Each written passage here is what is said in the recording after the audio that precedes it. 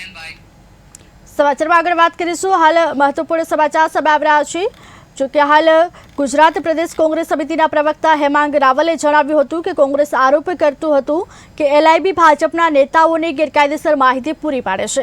નેતાઓ તેનો ઉપયોગ પ્રજાને ડરાવવા કરે છે। પૂર્વ નાયબ મુખ્યમંત્રી નીતિન પટેલનો કથિત ઓડિયો આરોપીને સાબિત કરે છે। હેમાંગ રાવલે વધુમાં જણાવ્યું હતું જો કોઈ પૂર્વ મુખ્યમંત્રી આ પ્રમાણે એલઆઈબી પાસેથી માહિતી લઈ શક્યા હોત તો અત્યારે સરકાર વિપક્ષના નેતાઓ અને વેપારીઓની આ જ પ્રમાણે કોલ રેકોર્ડ મંગાવી કેવા પ્રકારના કૌભાંડ કરતી હશે તે પણ એક તપાસનો વિષય હશે।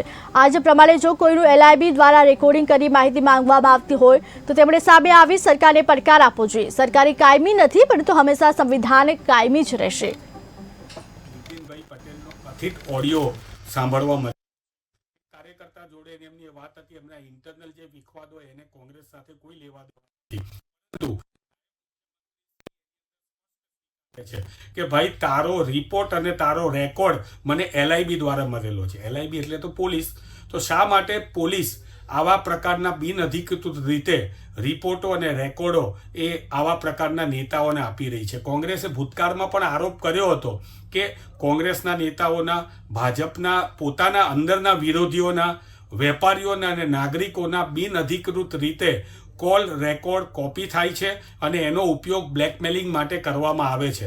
અને આજે નીતિનભાઈ પટેલે આ પોતાના ઓડિયોની અંદર સ્વીકારીને એ સાબિત કર્યું છે કે કોંગ્રેસના આરોપો સાચા છે। હું આજે મીડિયાના માધ્યમથી કહેવા માગું છું કે કોઈ પણ નાગરિકો, વેપારીઓ, કાર્યકર્તાઓ કે